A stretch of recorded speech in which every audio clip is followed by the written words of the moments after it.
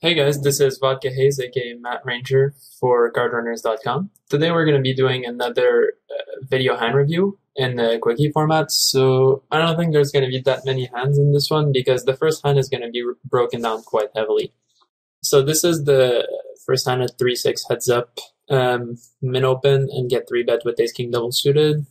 I know some people who 4-bet these kind of hands in this spot at these stack sizes. I really don't like that. There aren't that many advantages to 4-betting ace king double suited unless you specifically want to be kicking the variance up really hard and flipping stacks to reasons like tilt villain or get stacks deep because you think villain plays really worse deep than at the normal stack sizes. But 4-betting this as a standard is not that good. I mean, it doesn't really help your 4-bet range on flops that are legitimately bad for your 4-bet range, like the 7, 8, 9, or like the 6, 7, 10 kind of flops.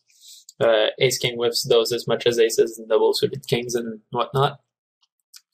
Of course, I mean, you block an ace and you have two dominating flush draws, but most of the time what you're actually going to flop is ace king high. And then you're going to get the awkward decision to either pot call all in at an SPR of like 1.6 or to bet fold half pot at an SPR of 1.6. So it just doesn't create that many actually good scenarios. So yeah, we do call. And flops comes ace queen 7 two-tone, which is obviously much better for villain than villain's range than our range. He 3-bets 15% or so. And c-bets 55. But on this flop, I'm sure he's going to c-bet 100%. That's what most people do. And, the fun questions I like to ask my students when we get to spots like these are the tough questions.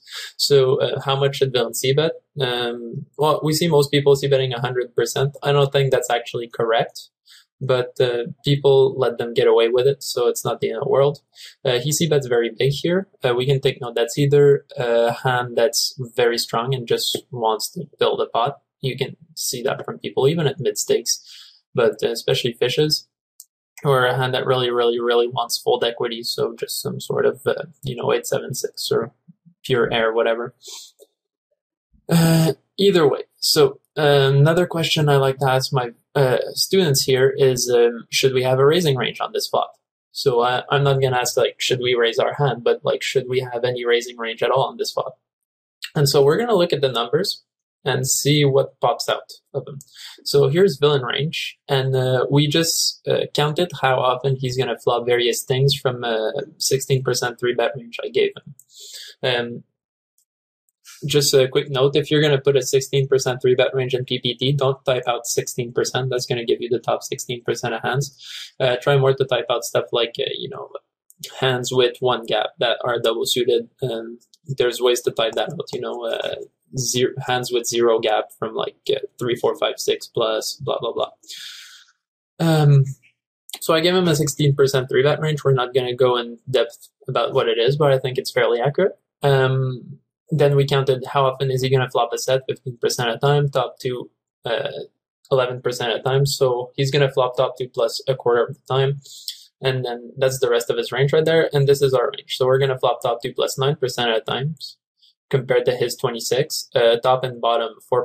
So 13% of the time we're going to have aces up plus.